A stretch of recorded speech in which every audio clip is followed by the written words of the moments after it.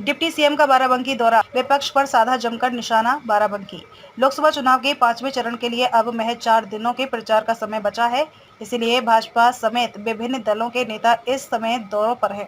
मंगलवार को सूबे के डिप्टी सीएम केशव प्रसाद मौर्य अपने उड़न खटोले से बाराबंकी जिले के दौरे पर रहे।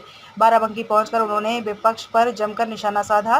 पीएम मोदी के कार्यों को सराहनीय बताते हुए इंडी गठबंधन पर भी जमकर जुबानी तीर चलाते हुए कहा कि इंडी गठबंधन की सरकार बनने पर धारा 370 पुनः लागू करने की बात कही जाती है और अयोध्या के राम मंदिर में ताला लगवाने की बात जनता से करने के साथ में कांग्रेस के एक नेता द्वारा कहा जाता है पाकिस्तान की इज्जत करनी चाहिए। मंगलवार को जनपद दौरे पर पहुंचकर उन्होंने भाजपा की प्रत्याशी अध्यक्ष राज रानी रावत के लिए चुनावी जनसभा करने जिले की रामनगर विधानसभा के लोधेश्वर महादेवा पहुंचे।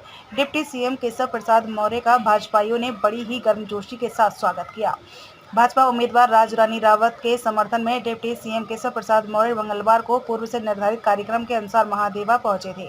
केशव मंगलवार को लगभग 12:30 बजे हेलीकॉप्टर से महादेवा की पावन धरती पर पहुंचे थे। उन्होंने पहुंचकर सबसे पहले लोधेश्वर महादेवा को प्रणाम करने के बाद सीधे मंच पर पहुंचकर जनसभा शुरू किए और पीएम मोदी के लिए तारीफों का सिलसिला शुरू करते हुए विपक्ष पर जमकर निशाना साधते हुए भाजपा प्रत्याशी को लोकसभा चुनाव जीत दिलवाकर एक बार फिर मोदी सरकार बनाने की उपस्थित लोगों से अपील की और भाजपा के 400 पार के नारे को बुलंद करने के साथ पीएम मोदी को 56 इंच के सीने वाला बताया और कहा कि कुछ समय पहले देश में पुलवामा में आतंकी घटना हुई थी।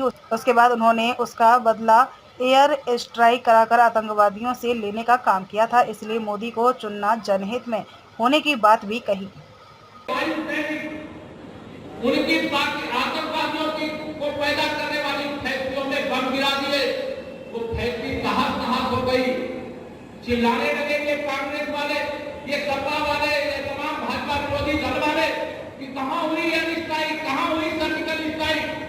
हमारे पाकिस्तान के कैप्टन लड़ाकू जहाज लेकर के पाकिस्तान पे घुस गए, जिनका नाम कैप्टन अभिनंदन था। मालूम है कि नहीं मालूम है? पाकिस्तान के F-16 लड़ाकू विमान को मार गिराया, लेकिन हमारा विमान भी दुर्घटनाग्रस्त हो गया और हमारे कैप्टन अभिनंदन पाकिस्तान की धरती पर गिर गए। लेकिन 56 इंच के सीने वाले मोदी जी की ताकत देखिए, पाकिस्तान के शासकों को बता दिया कि अगर 48 घंटे के अंदर मेरा कैप्टन अभिनंदन सकुशल भारत वापस नहीं आया तो विश्व के मानचित्र से पाकिस्तान का नाम मिटा दूंगा। यह कहने का साहस, कैंसर से खतरनाक उस बीमारी से मुक्ति मिल पाती क्या? ये विरोधी कहते हैं मोदी को हटा दो, हम राम जन्मभूमि पर बाबरी मस्जिद फिर से बना देंगे। बनाने दोगे क्या? जोर से आप बनाने दोगे क्या? ये कहते हैं इंडी गठबंधन की सरकार बना दो, हम जम्मू कश्मीर में 370 फिर से लगा देंगे और पाकिस्तान से आतंकवादियों को आने का रास्ता साफ कर देंगे। ये करने दोगे क्या आपको?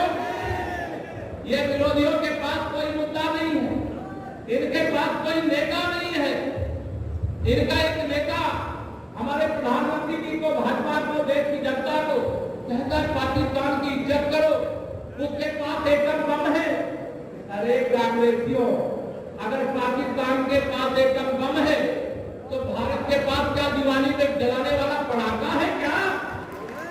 हमारे पास ताकत है, लेकिन हम किसी को छेड़ते नहीं। लेकिन अगर किसी ने छेड़ा तो उसे छोड़ते भी नहीं।